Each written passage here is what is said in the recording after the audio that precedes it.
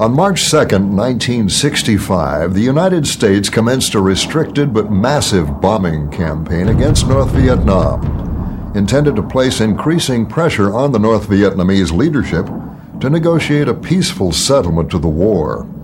The last such mission took place on August 15, 1973, by which time more than 6.3 million tons of bombs had been dropped on Indochina, roughly 3 times the number dropped on both theaters during World War II.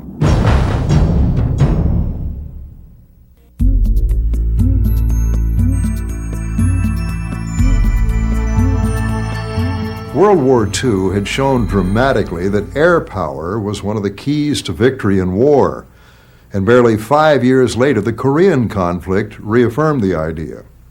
So it was that when the United States first established a military mission to the armed forces of the newly created Republic of South Vietnam, the Air Force had a prominent role. In the days and years that followed, the United States Air Force's commitment to the war in Vietnam grew to unimagined levels. However, Southeast Asia was a less than ideal area for the application of air power. Triple canopy jungle, mountainous terrain, and unsuitable weather conditions were just some of the things that limited the effectiveness of airstrikes. In many cases, you could not see the target, quite frankly.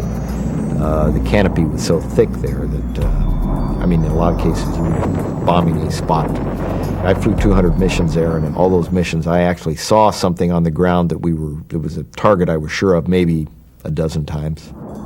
Despite the obvious problems, the United States Air Force was soon involved in every aspect of the war. Using a variety of transport aircraft, big and small, the Air Force delivered all sorts of cargo.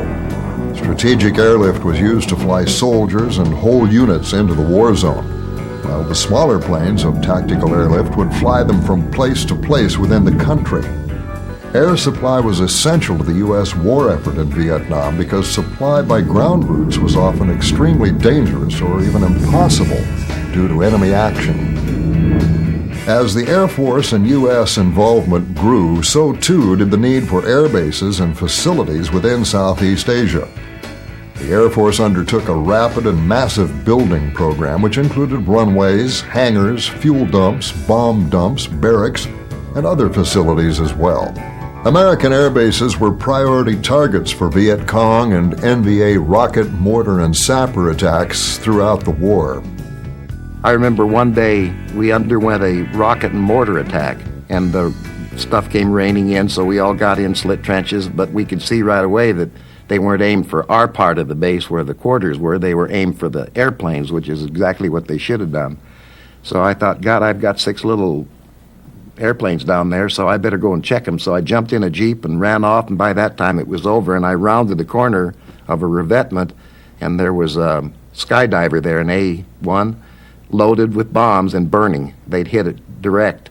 And I thought, God, I oughtn't to be here, and I was right. Something exploded right that time and moved my Jeep sideways just from the blast, and something went right by me and took the rear view, or the side view mirror off right in front of my nose. And I said, yeah, I was sure right. I shouldn't have been there, but, that it wasn't my day, so it really didn't make that much difference, I guess. To assist in defense of its facilities, the Air Force expanded the training of its internal security forces. Yet when the NVA launched the Tet Offensive, base security forces were barely able to cope with the fury of the assaults. The air police are the ones that took a lot of the brunt of the attack, and then there was also an Army unit that was off the perimeter of the base that took a lot of the brunt. And it was enough to slow the things down that we were able to recover. They were able to get the gunships up in the air because the base was the home for what we call the Razorback gunships. So they were able to get a lot of the Hueys up in the air. And they also had enough time to bring Puff the Magic Dragon down. Puff is a C-47 that had 3 miniguns mounted inside its windows. Each one of the miniguns could put out about 6,000 rounds a minute. And when Puff would come in, it would tip its wing and it'd lay off a roll of fire, and it'd just basically be a solid line or red line of tracers coming to the ground. Having been able to bring in the firepower and delay of the attack coming up the Cho Lan district pretty much helped save Tan Son Nhut from actually being. I don't think the base would have been overrun, but it would have been breached. Initially, the enemy attacks were very successful, and the damage done to U.S. forces and installations was extensive. An aircraft fully loaded, its designation became known as an above-ground, unbarricaded magazine. Now, if anybody had said that prior to the Tet, when they took out our flight line, we wouldn't know what it meant. It wouldn't have meant anything. But when you see a row of aircraft, 30, 40 in a line, all fully loaded, with no barricades, no restriction, quantity distance was waived. In the States, you would have parked that many airplanes that close together. But we were short on ramp space. Even though the ramp was enormous, there was a lot of airplanes there. And we commented that, boy, if one of those airplanes goes, they're all going to go. And they did. But it just gave you an idea of, under combat conditions, how we can get ourselves to accept these kinds of conditions as, well, it's war, so we'll just go ahead and do it. We learned the hard way. You cannot do that. We learned a lot of lessons the hard way in Vietnam. In spite of Viet Cong and NVA attacks, which hampered base operations both before and after Tet, the U.S. Air Force continued to carry the war to the enemy. And in the South, the primary mission was the support of U.S. ground forces.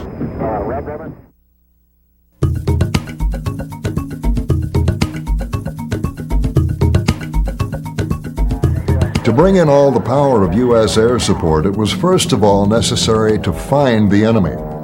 This was the job of the forward air controllers, who either flew low over the battlefield in slow single-engine prop planes, or else spent their time on the ground with the troops they called in the airstrikes for. You had radios in that airplane so that you could talk to the people on the ground through FM radio. You also had HF radio. You could talk to your... we had enlisted people manning radios in our tactical operations center for the whole brigade. We could talk to them. We had VHF and we had UHF, so we could talk to the fighters. And you never knew what you were going to get, but they'd usually get it to you within 5 minutes. From the perspective of the combat pilot, the assistance of the FAC was invaluable for providing accurate support. We normally work with forward air control aircraft, and they would be under the direction of a regional aircraft or ground control agency.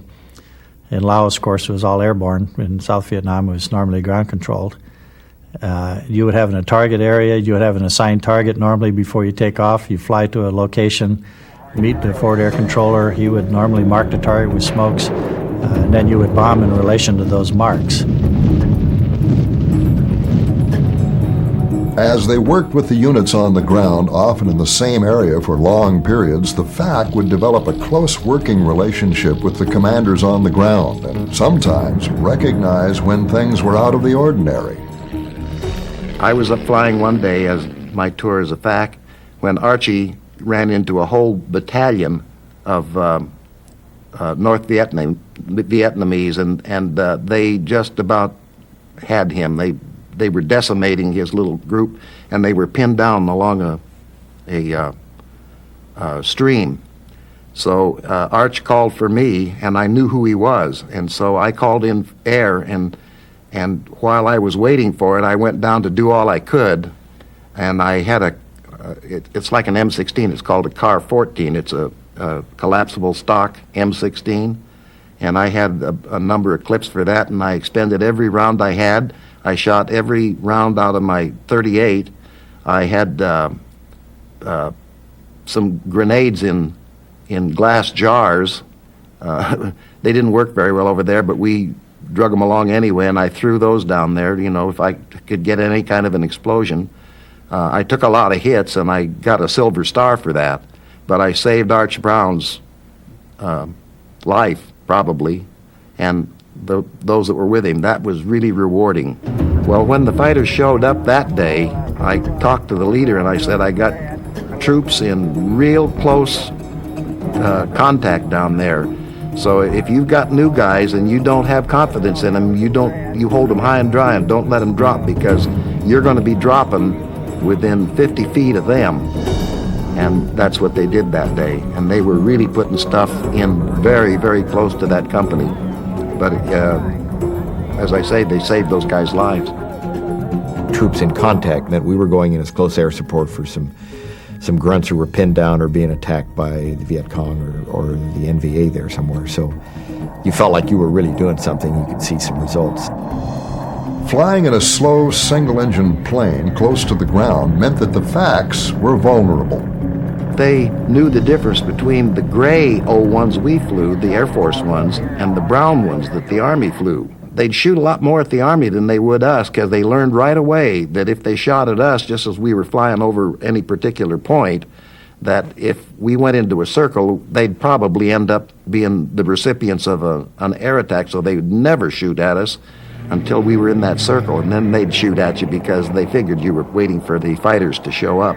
Well, I was putting in a strike, and I went in to mark the target. I rolled in, and I had my hand on the stick and this hand on the throttle, and a round came up, probably a rifle bullet, through the bottom of the airplane.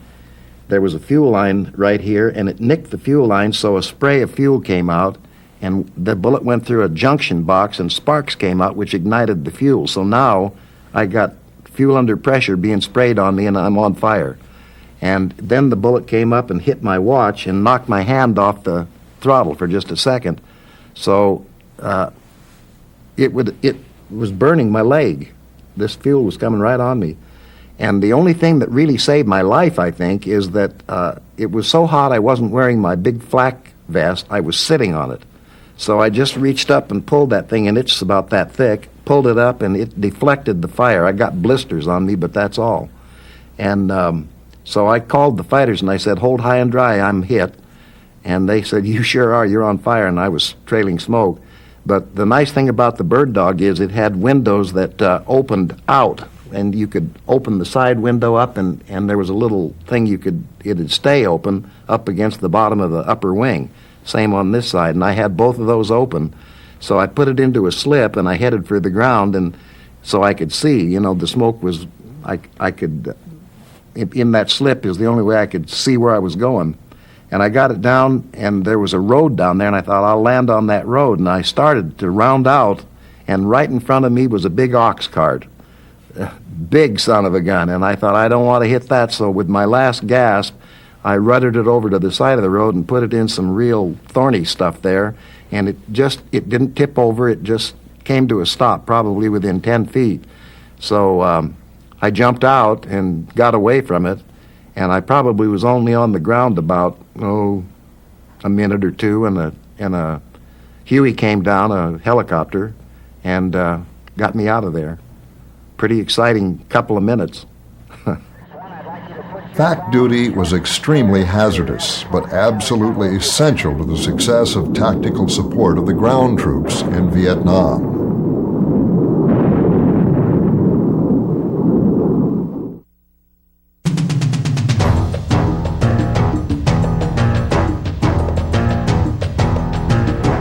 Close air support was the primary mission of the U.S. Air Force stationed inside South Vietnam. There were about 4 basic missions of the attack airplane in Pleiku. First, we sat alert. We had 2 airplanes on alert at Pleiku for the SOG forces, which I think are studies and observation groups, which is a euphemism for the CIA and the special forces running around in countries they're not supposed to be in. If they got caught in trouble and they needed help, then we had 2 aircraft fully loaded on alert all day long, ready to go. That was a high priority mission. The other basic mission types, close air support, which is troops in contact, or interdiction, which is suspected locations, or lines of communication, which are roads, bridges, and fords, and things like that. Our squadron did a lot of close air support, which was really great because since we were in country, we had almost always 4 airplanes that sat alert. We had 2 airplanes on hard alert, which carried usually 12 500-pound bombs each. And they were not on a real fast response alert. They were used for what were called commando sky spot missions, which were kind of vectored, and then you just dropped your bombs from straight and level at fairly high altitude. The other two airplanes were on rapid soft alert, and they carried, usually we carried napalm on the center and high drag bombs, which were what had fuses called daisy cutters, which were like, the fuses were like 4 or 5 feet long, so when the fuse hit the ground, the bomb would actually go off at ground level. In other words, not crater so much as be an anti-personnel weapon. But those two airplanes were on 2-minute alert. One of the most durable and reliable aircraft available for close support was the A-1 Skyraider. This big, low-wing, propeller-driven airplane seemed like a throwback to an earlier age. Climb in, start that baby up, and that was about the most fun of all because it's like starting 4 Harleys at one time. You turn the blade over about 16 times and then throw on the magneto switch, and the thing starts up with a just gigantic roar, and a big cloud of blue oil smoke comes out the back. Again, it was a radial, so it had stacks or exhaust pipes out the side of the aircraft and the bottom. And there were 2 rows of 9 cylinders, and they were big. It's 2,700 horsepower motor, single motor. And the prop was about 13.5 feet across, weighed 1,500 pounds, 4-bladed prop. And so when that started, it was just really cool. It's one of the nicest things about flying. I just lighten the motor up, and boom, boom, boom, boom. Everything's going good. You go out to the end of the runway, get your clearance for takeoff. You do your run-up checks, check the magnetos. If there are any Army guys standing around on the ramp, we'd usually turn the magneto off just a hair longer and turn it back on and make the engine backfire and just scare the daylights out of them because it had a huge backfire. Probably didn't help the engine any, but we didn't worry about stuff like that when we were lieutenants. The A-1 was very versatile. That's one of the best things about it. It was the ability to carry almost any kind of ordnance, the ability to stay on target a long time, the ability to be very accurate.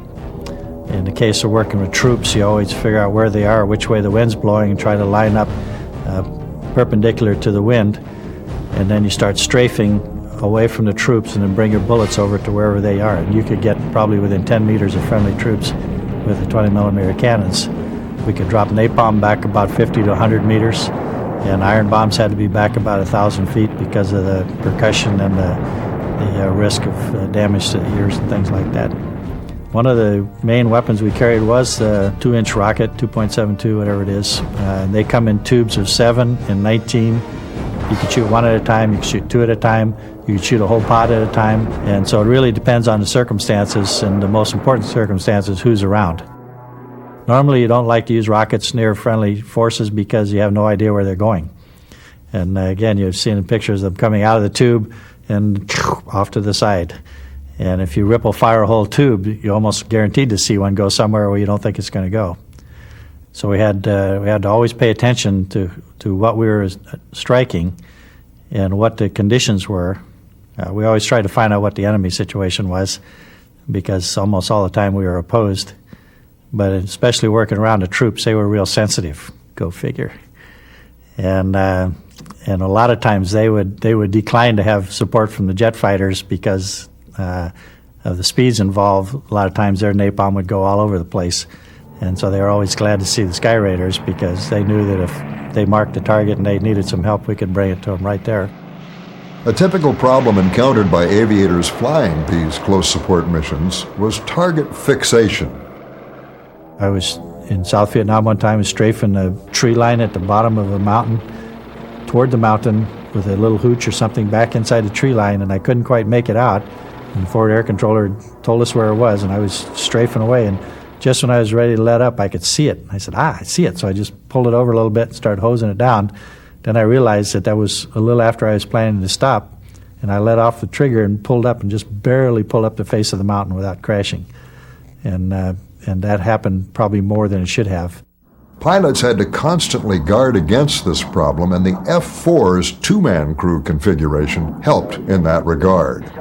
I was with one guy who got into a 90-degree dive one night, and he kept pushing and pushing and pushing, and at 10,000 feet, we both started pulling. I said, I think we need to get out of here, so we started pulling, and we recovered at about 3,500 feet and pulled about 8 Gs in the pull-out doing that because he had gotten into a almost exactly 90 degrees straight down like a tent peg, dive. So That's a good time to have a guy in the back seat on that one. There's no question. So, and on that sort of a thing, where on a bombing mission, that was one of the primary things that the backseater did was, keep track of what was going on and not over concentrate, because close air support could be kind of tenuous, especially if you added a little weather to that and a little ceiling and ground fire and all the rest of it.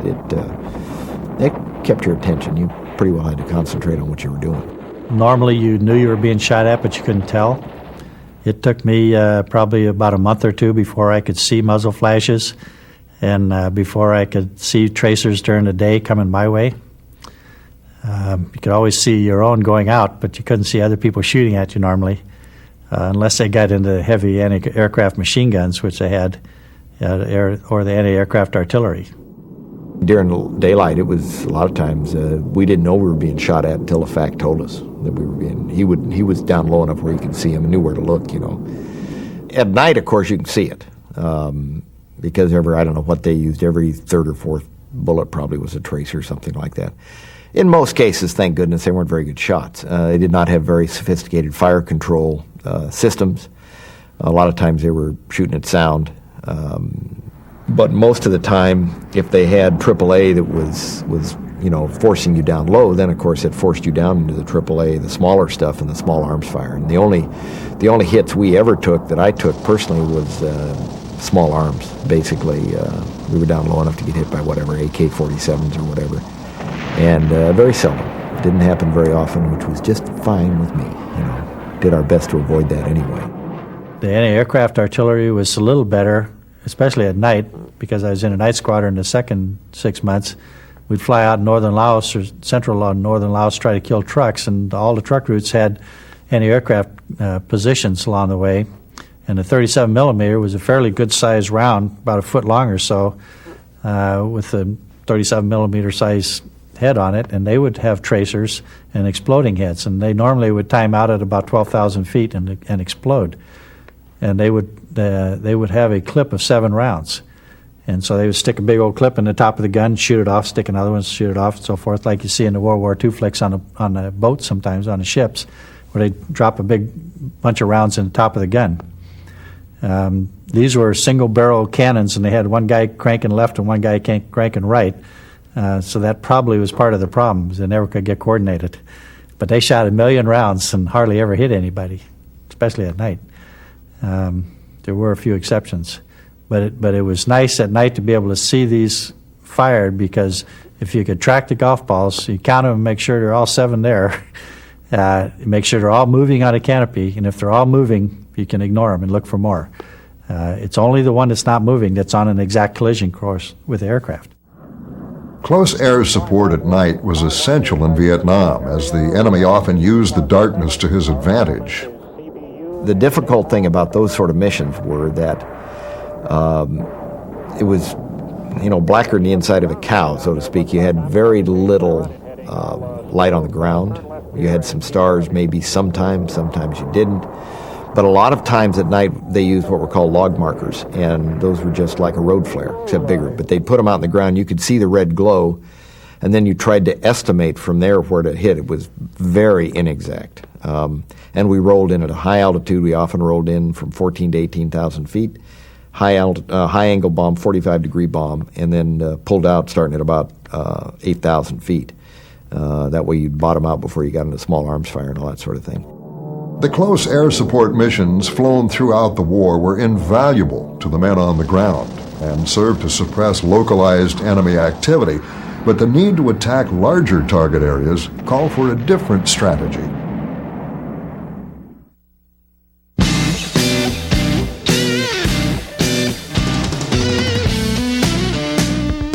One of the most feared and most controversial weapons employed by the United States in Vietnam was the B-52 strategic bomber. Capable of delivering a devastating payload, the B-52 was perceived as Washington's most powerful bargaining tool. We used the B-52 because it was available, because it was a bomber, and we thought that maybe if enough fear and enough trembling of the jungle, that somebody might give up. No, it's a good airplane to fly. Actually, it was very responsive, not like a stick airplane. But that airplane at the time, that was the biggest airplane in the world. It was 500,000 pounds that you got up. And when it's full, it takes a long time to get it off the ground. We would take off out of Guam, fly for a while, hook up with the tankers, get the gas, and go on out to the target. Whatever the target happened to be at that time, it was all predetermined. Drive on into the target and drop the bombs and head back and grab some more gas and come on home. Concern for the safety of the lumbering bomber limited its employment primarily to Laos, Cambodia, and South Vietnam, and caused the Air Force to use other planes as bait for the enemy. We got these B-52s coming in, and they were bombing along DMZ, so they said, all right, you guys, you 102s, you're going to go up and be between them and the MiG threat. And if they shoot a SAM at you, then we'll know to send the B-52s away. So we would join up two 102s, and we would go ahead of the B-52s, but in the right time frame, so we look like another B-52 from the radar. A B-52 strike was impressive to those watching and devastating to anything in the area of impact. They would just strip bomb an area. Nobody could tell the bombs were coming unless they had prior notice on the ground until they started screaming then out of the sky. And then there's really no getting away from them because they carpet bomb. And I'm not sure how many bombs those B-52s carried, but it was probably in the hundreds. And they were 750 and 500-pound bombs. And a 500-pounder would make about a 10-foot crater, about 3 or 4 feet deep.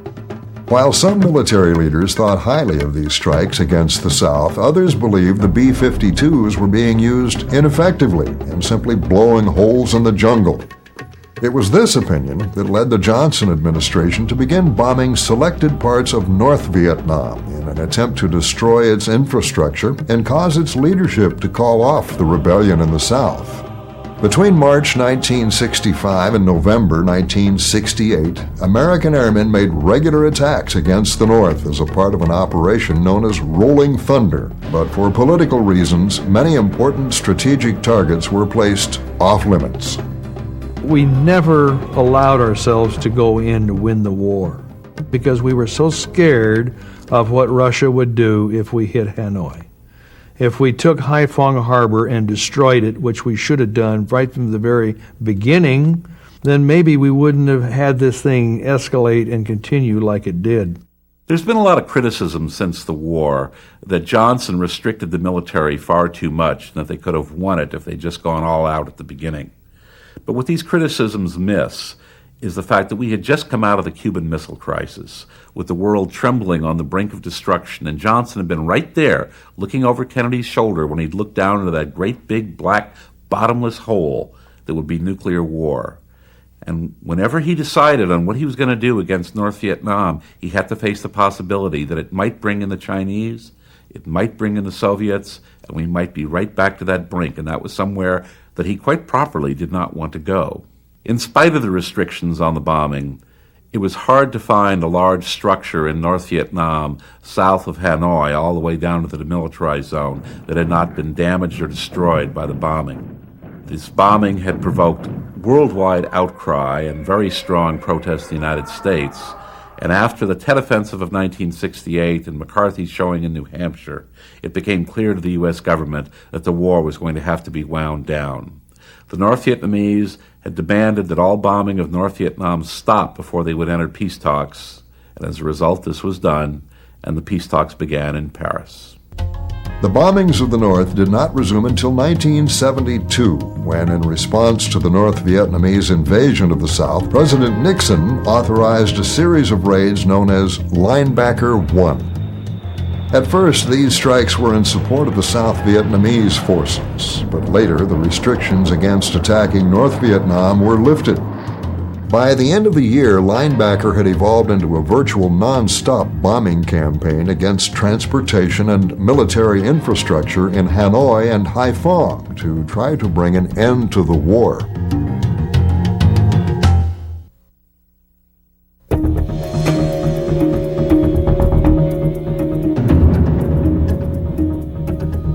The air war in the North presented the Air Force with its greatest challenge. As the strength and sophistication of the Vietnamese defenses increased greatly between Rolling Thunder and Linebacker, so too did the relatively simple Air Force tactics of 1965 evolve into the complex aerial ballet of the 1972 strike packages. Early in the war, the Air Force fought its war in North Vietnam much as it had in Korea a decade earlier. The strikes were very simplistic. There was fighter escort, and then you had the bombers that were taking the target out. But by 1972, the air defenses in North Vietnam had become so sophisticated that it had forced the Air Force to develop strike packages of increasing complexity. So a typical strike in 1972 would incorporate an ECM package, a Wild Weasel package. These guys were the ones who suppressed the SAMs. You'd have the fighters covering the bombers going into the target. And these things all had to operate together in order for the strike to be successful. The air war in Southeast Asia demanded accurate intelligence, most of which was gathered by reconnaissance aircraft. A variety of planes were employed over Vietnam, but perhaps the best suited was the RF-4C. The RF-4C is a reconnaissance version of the F-4. Same airplane as the F-4C, only it was called the RF-4C because it carried an array of 4 different kinds of cameras. It had an oblique camera on both sides that would go out, say, 45 degrees left or right. It had a scanning camera that would scan horizon to horizon. It had an high-altitude camera, and it had an infrared camera. This is a very fully equipped airplane for 1966. And the airplane was equipped not only with those cameras, but it was equipped with the only terrain-following, forward-looking radar, and it had a terrain-following capability where you could dial in the altitude you could fly, and you could fly it all weather, at night, whatever, and it maintained that altitude above the ground. And we had a pilot in the back seat that was really taxed because he wasn't radar trained, and he had to learn in a hurry how to be a radar navigator, is what he was. And later, by the time I finished my tour in Vietnam, they were putting navigators in the back seat, which is what they should have had there all the time. And if you came out and say you're in a day mission, the target would be a single target in North Vietnam, and usually it was a JCS target number. You would get a little piece of paper with that target by coordinates and a time over target, and a requested coverage and what perspective they wanted the cameras to look. And that's all that was on that piece of paper. Most of our missions in the daytime were either pre-strike or post-strike. Well, if you were a pre-strike, if you were making pictures of the target before the strike fighters forces hit it, you didn't want to be late, because you'd be right in the middle of all the bombs and all the missiles and all the things they were, because it didn't take a brain surgeon to see that hordes of airplanes coming from Thailand flying into the north. So they were certainly ready. So you were always on time for the pre-strike. Post-strike, we tried to be on time, but if anything, we'd be a little late because they had expended most all of their munitions, and the MiGs were all run out of fuel, and the SAMs had all been shot. And so you had an easier time of it if you were a little later there, if in anything. But we either had a pre-strike or post-strike time over target, and we just planned our mission to arrive over that target at that time, and we could get there in any way we wanted to.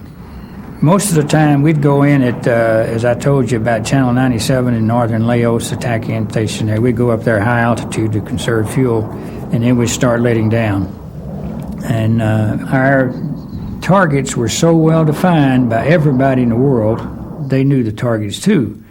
And they knew that every day at 10 o'clock in the morning, there's going to be a strike, and they knew about 3 o'clock in the afternoon there's going to be another one. So they knew what time, and it wasn't hard to know with the list of targets once they started where they were going. And the reconnaissance airplanes were the same thing. They knew eventually where we was going to end up, so they just fired straight up in the air. And the airplane, of course, just fly right into it. It didn't take any lead, didn't take anything. And I think we lost most of our airplanes that way. The information gathered by aerial reconnaissance, which went on day and night regardless of the weather, was used to design the strike package appropriate to a particular target. A wide array of American aircraft took part in the air war against North Vietnam.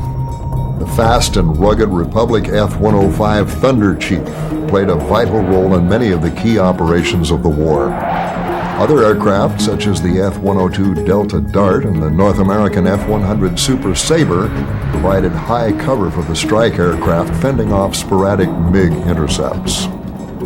The F-111 Aardvark and B-57 Canberra sustained the air campaign through even the worst weather conditions.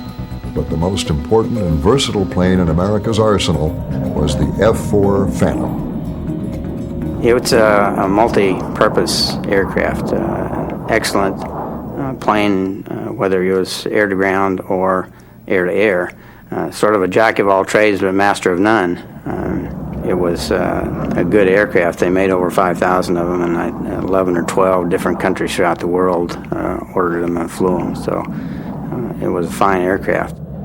As far as strictly flying the airplane, it was not a particularly difficult airplane to fly. It didn't have any real nasty characteristics. Then, of course, the F-4 was a big, heavy airplane, common saying was if you put enough thrust behind a toilet, it'll go Mach 2, which was not very kind, but the F-4 was a pretty fast airplane, but you needed to learn to use a lot of rudder if you had any G's on the airplane, if it was loaded up with G's to turn the airplane.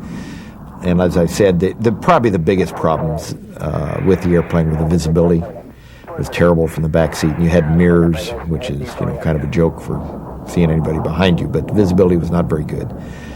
The other problem was you could see the smoke trail of an oncoming F-4 miles before you could see the airplane. If you went into burner, the smoke trail went away, then you, of course, ran out of gas. So you had kind of between a rock and a hard place there. It was not a particularly great air-to-air airplane, just because it was good in the vertical. It was a good vertical fighting airplane, but in any sort of tight-turning, horizontal type thing, the MiG-21 was by far a much better airplane as far as strictly maneuverability.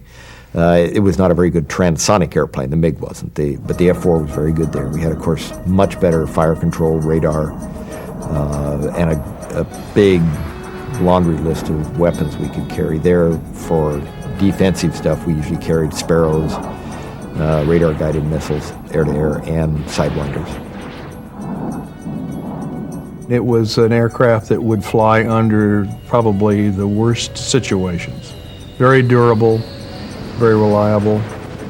It was an expensive aircraft to maintain. It took a lot of man-hours per flying hour to keep the airplane working properly. A McDonnell Douglas airplane, I think we all talk about that particular aircraft, is an aircraft that leaks a lot of hydraulic fluids, so that's always something that you're always concerned with. But that's okay. It served its country very well. Terrific airplane. Unlike many of the fighters used in Vietnam, the F-4 carried a two-man crew. The second man, known as the Gib, or guy in back, assisted the pilot with the complex tasks of aerial combat. The idea was, of course, that you were in training to be a aircraft commander, so you, in theory, did every other leg, but you did run all of the radar and looked for enemy aircraft. If you had to do ground mapping using the radar, you did that. You helped, of course, plan to the target, identify the target, did a lot of the radio work while the other pilot was flying. So pretty much co-pilot duties, except for the difference of you ran the most of the radar intercept work. In the aftermath of the Korean War, the Air Force believed that modern air combat would be fought at long range with guided missiles. Like many Air Force fighters of the day, the first F-4s did not have an internal gun system. The big thinking was back in those days that, you'd have all this great radar and you'd intercept and flight at a distance far off and it wouldn't be a problem. Well, the problem was if you got in close, you couldn't do anything. You didn't have anything to shoot them with. You had to run into them. It was about the only thing you could do, which was not popular, needless to say. So they did design a gun pod that went on the center line, basically, of the F-4. C&D model. The big problem with that was, over there at least, is since they just strapped it to the airplane, when you would shoot it, it would be over there, or it would be over there, or sometimes it would be straight ahead, but not often. So you had to, and of course you had tracers so you could tell, but it was not a great weapon just because it often wasn't particularly accurate. Didn't have time to bore sight it in over there all the time. So the E model with the internal gun was a lot better for that. at Da Nang, if you were scheduled to fly a mission in South Vietnam, you would normally fly the F-4D model. If you were going to North Vietnam, then you would fly the F-4E that had the 20mm cannon.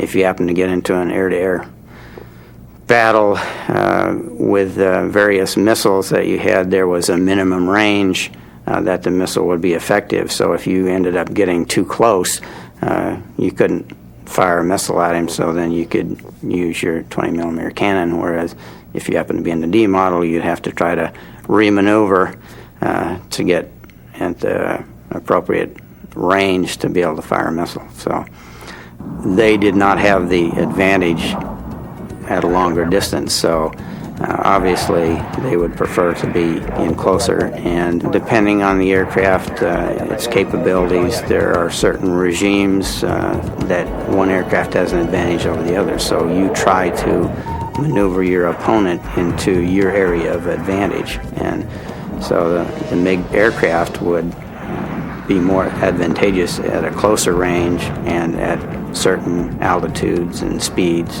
as opposed to the F-4 or whatever aircraft you happen to be going up against. When the MiGs began avoiding the F-4s, Air Force pilots began using innovative tactics to draw them into fights.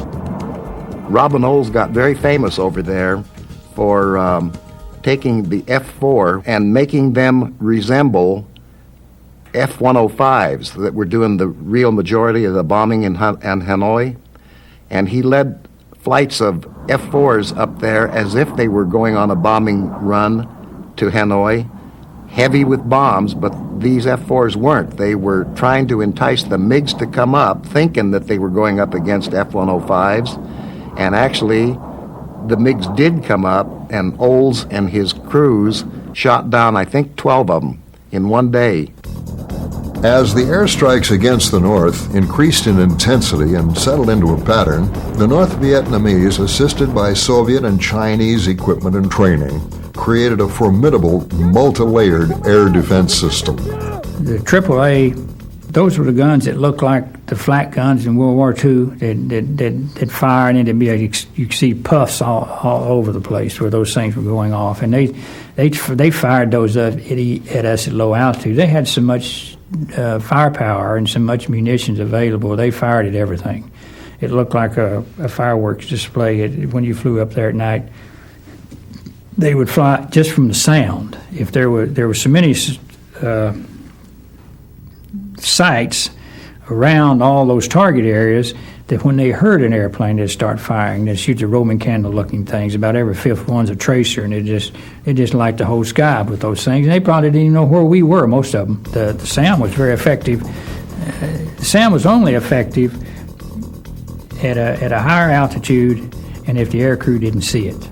I guess the easiest way to say that was I don't know of anybody that ever got hit by a sound that they saw it, because it was very easy to outmaneuver the sound. It left a great big dust cloud when it lifted off in the first place. It had an angle on the ground about like that, and we had warning indicators in the cockpit that told us when their radars was looking at us. We knew what kind of radar it was by the band of the radar, E-band, S-band, and we knew a strobe gave us a direction to look. And when it changed to a launch strobe, and you could right instantly, whether you wanted to or not, your eyes looked right over there.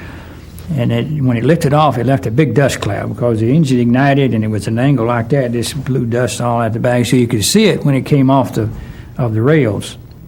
And usually, what it would do is it would go up and get in its radar guidance, and then it would guide it to come down at the airplanes. But usually, when it would start down, we were taught how to maneuver such that it wouldn't be a problem. But we learned that most of the losses we had in those days were from ground fire, not SAMs, and not MiGs, and not radar controlled anti-aircraft. Most of the missions that we found that we were losing airplanes because of ZSU 23-4s and munitions that fired straight up in the air. When an aircraft did go down, Air Force search and rescue units went to great lengths to extract the downed flyers. We dedicated a significant percentage of our assets to getting our pilots back. And I think that's part of the way that America is. You know, in this country, we're all in the ruling class. We all get to vote, including guys that got shot down. And so every life is important. But if you're not idealistic, if you're not, you know, this is what we need to do, if you're just cold-blooded pragmatist, it takes a long time to train a pilot. And when the pilot's done with training, he still doesn't have those battle smarts.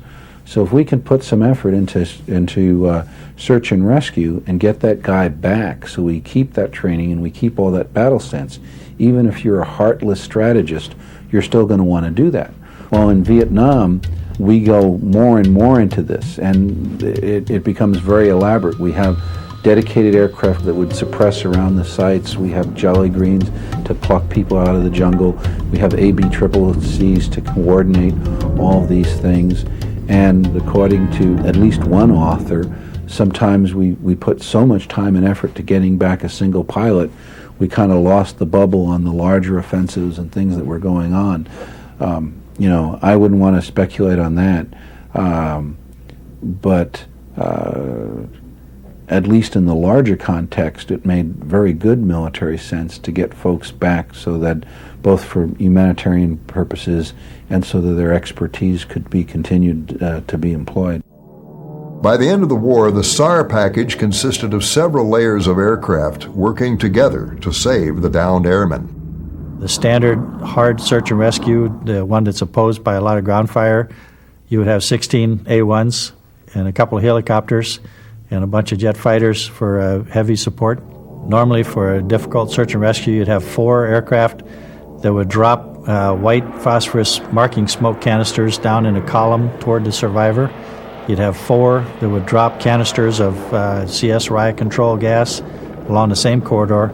Then you would have 8 aircraft, 4 on each side, flying a daisy chain, shooting and laying up napalm, firing rockets and guns. And they would provide a screen through which the helicopter would try to chug in his survivor, pick him up and come back out. And the other helicopter would wait back off in a safe area and either go back in if he had to or whatever. So a complicated search and rescue mission could be very congested. And when I mentioned the radios before, that's part of what I was talking about. If you have 16 aircraft all involved at the same strike, plus the helicopter pilots, plus the forward air controller and the airborne command post, plus a survivor on the ground, you have to have a lot of discipline on who says what and when to whom, and who you listen to and who you ignore.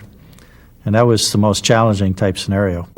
The level of activity that went along with search and rescue missions inevitably attracted the enemy's attention, and it was not uncommon for one or more aircraft involved in rescue operations to fall victim to hostile fire.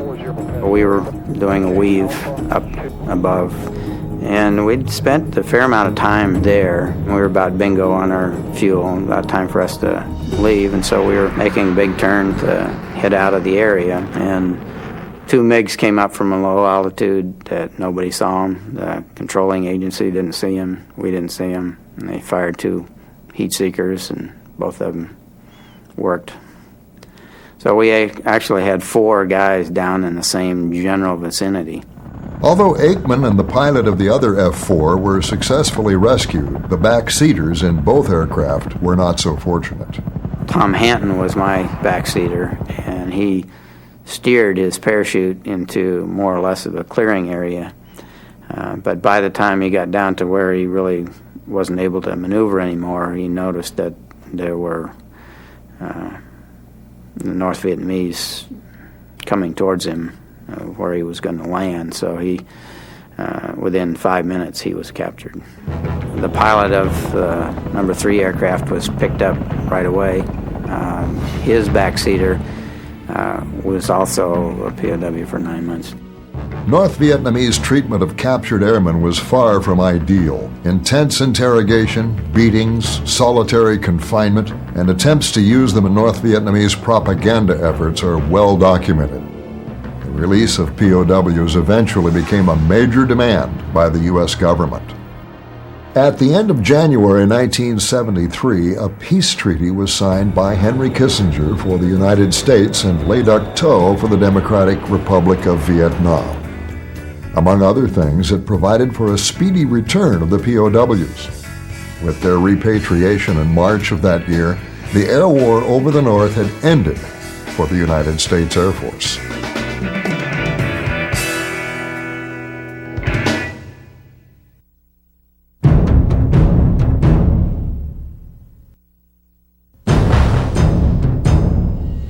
As was done with the other branches of the military, the United States Air Force attempted to train and prepare South Vietnamese to take over aerial operations, but it was not an easy task. South Vietnamese Air Force was a very dedicated group of people. There's no doubt they tried, but they didn't have all of the wherewithal or the resources to do it with. And we tried to give them the resources and let them take our resources and work them. And it just didn't come to fruition. It was too big, too immense for them to do that. When the Air Force was first sent to the skies over Vietnam, it wasn't prepared or equipped for the mission it was being called upon to do.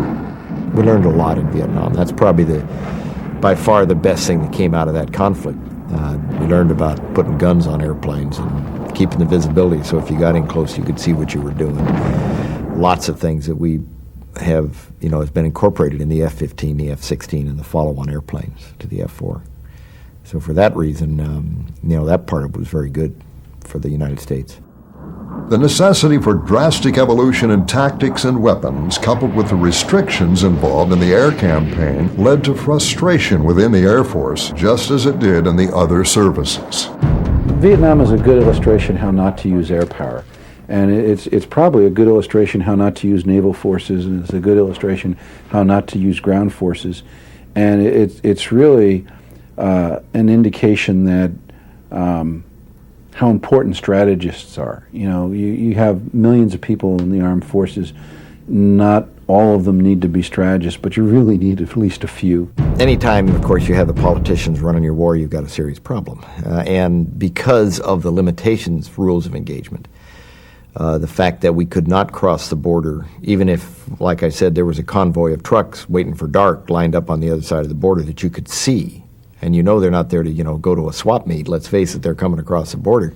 There was nothing you could do about that. You didn't go up there and, you'd be court-martialed. One of our real aggravations, we didn't sink the ships in Haiphong Harbor. There's one harbor and two railroads leading in North Vietnam, and we were never allowed to bomb those. And that was an extremely important political mistake. To allow unlimited military supplies to the north, because that created this gigantic sieve of supplies moving south. And without the military supplies, the battle in the south could have been under much better control. I think our frustration grew after we got back even more than it was when we were there. When we were there, you're so involved in the process of doing what you're retired to do, you just did it. You didn't have time to think about why in the world are we doing these dumb things? Why are we attacking this little small bridge between Hanoi and Haiphong when 5 or 7 miles away there's this airfield that's full of MiG fighters that we can't even touch? We finally got them to quit in the 70s, by doing those very things, sending B-52s up there and sending and mining Haiphong Harbor. That finally got their attention. I'm not so sure that it did. I think that North Vietnam recognized the fact that we had come to the end of our rope, and they knew that we needed some out that wasn't honorable but wouldn't be dishonorable either. And this is an opportunity to come to the table and let's just back out of this thing and we'll all look good. We shouldn't have been there.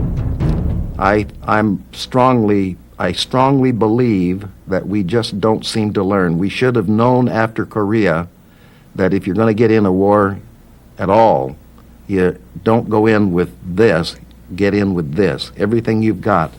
We haven't learned that. We didn't learn it in Korea. We got into Vietnam and didn't learn it there. We didn't win that war. We didn't learn it at Desert Storm, and it looks like we're making the same mistakes right now.